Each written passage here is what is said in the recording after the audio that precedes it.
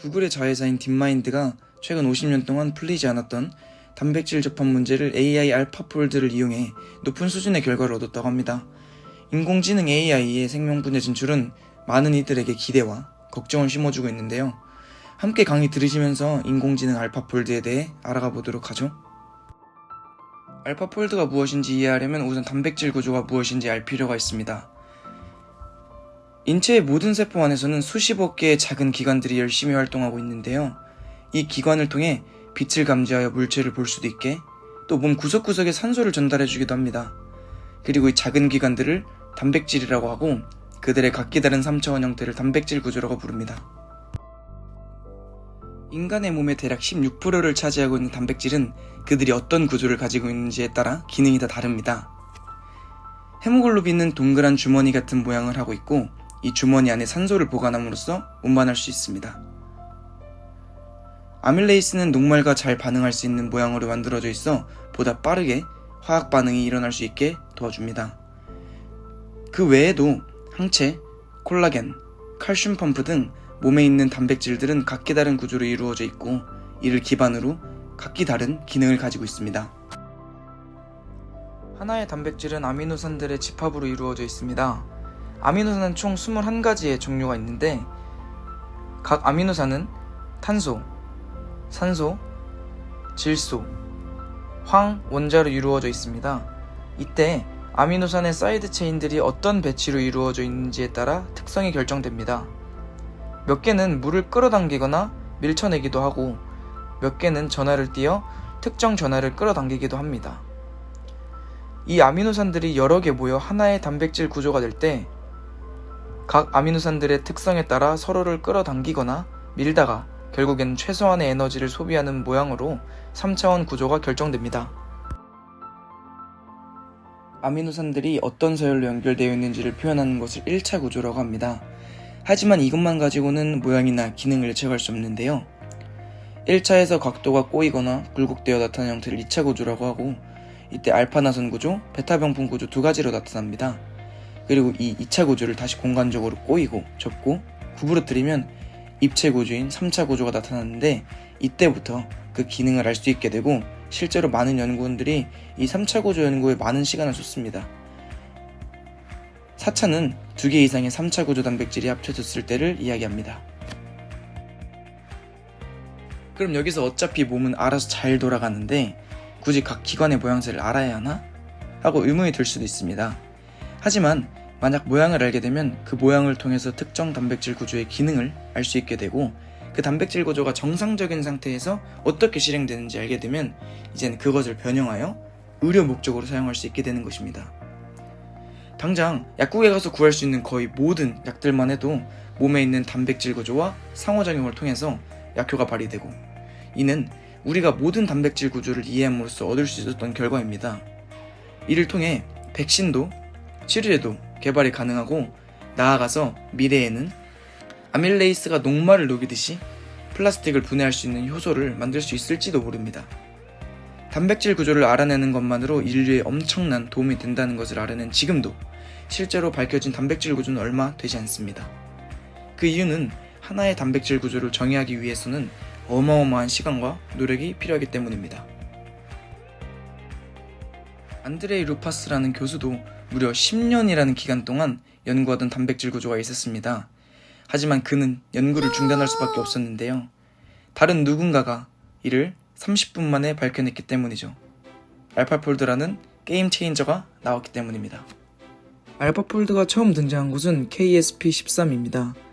KSP는 단백질 구조 예측 능력 평가대회입니다. 몇몇 팀들은 단백질 구조를 예측하기 위해서 다중서열 정렬을 사용하기도 하였고 경사하강법을 사용하기도 하였습니다. 하지만 알파폴드는 유일하게 두 가지를 동시에 사용하면서 압도적인 점수차로 우승을 하였습니다. 그럼 알파폴드가 높은 정확도로 단백질 구조를 예측하게 해준 알고리즘인 다중서열 정렬과 경사하강법에 대해서 알아보도록 하겠습니다. 멈춰! 그에 앞서서 두 가지의 용어를 짚고 넘어가겠습니다. 첫 번째로 신경망입니다. 신경망은 두뇌의 신경세포가 전기신호를 전달하는 모습에서 착안하여 붙여진 이름입니다. 어떠한 입력값이 있으면 입력값별로 가중치를 매기고 변환함수로 출력값을 도출하는 개념입니다. 두 번째는 딥러닝입니다. 딥러닝은 알고리즘이 자체 신경망을 통해 예측의 정확성 여부를 스스로 판단하며 자체적인 두뇌가 있는 것처럼 보이는 기술입니다. 이는 기본층을 겹겹이 쌓아 올려 구성한 신경망 모델을 사용하여 학습을 진행합니다. 연속된 층에서 점진적으로 의미 있는 표현을 배우는데 강점을 가지고 데이터로부터 표현 학습하는 새로운 방식입니다. 이때 연속된 층을 거치면 거칠수록 학습의 반복이 많아지면 많아질수록 딥러닝을 통한 다단계 정보 추출 작업은 완성도를 갖추어 갑니다. 그럼 이제 본격적으로 다중서열 정렬과 경사하강법에 대해서 알아보도록 하겠습니다. 수많은 연구원들의 시간과 노력에 힘입어 이미 상당수의 단백질 구조와 모양, 기능이 공개되어 있습니다.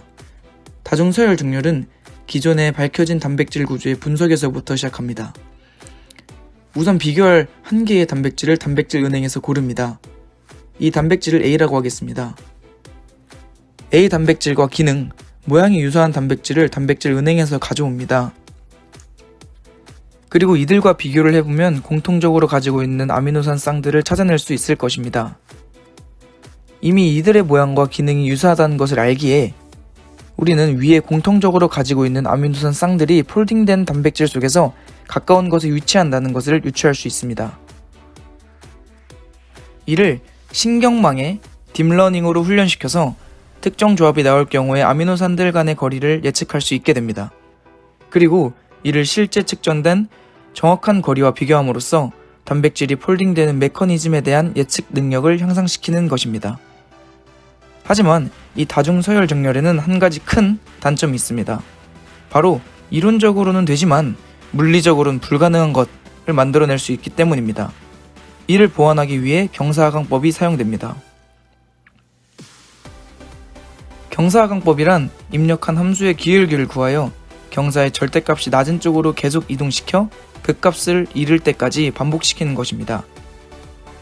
알파폴드는 이전의 다중서열 정렬로 학습한 신경망을 가지고 최대한 가능성이 높은 단백질 구조를 하나 만들어냅니다.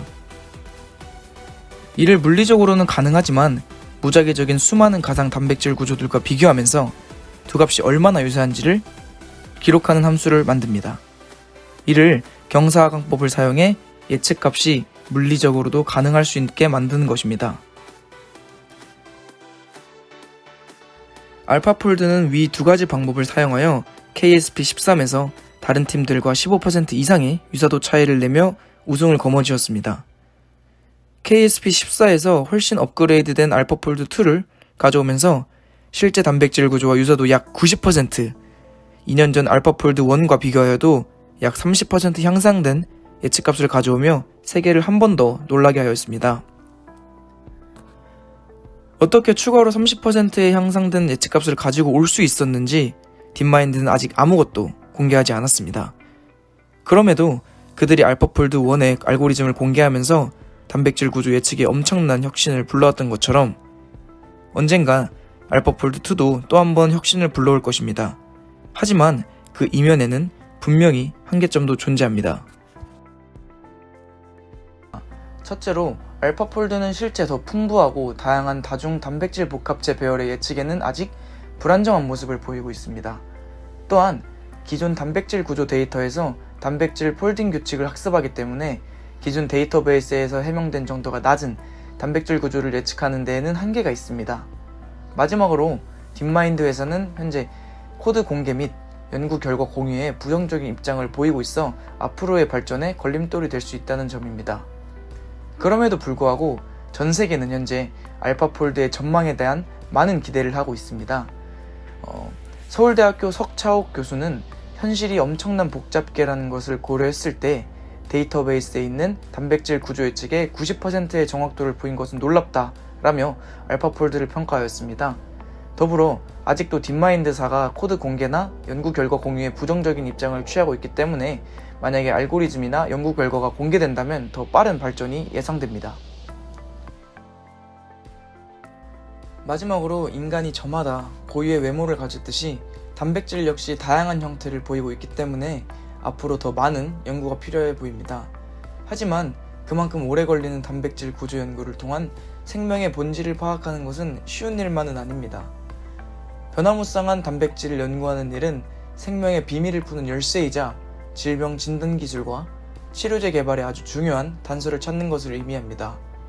그러기에 단백질 구조를 예측하는 AI, 알파폴드가 머지않아 노벨상을 탈 수 있지 않을까라는 생각이 문득 들었습니다.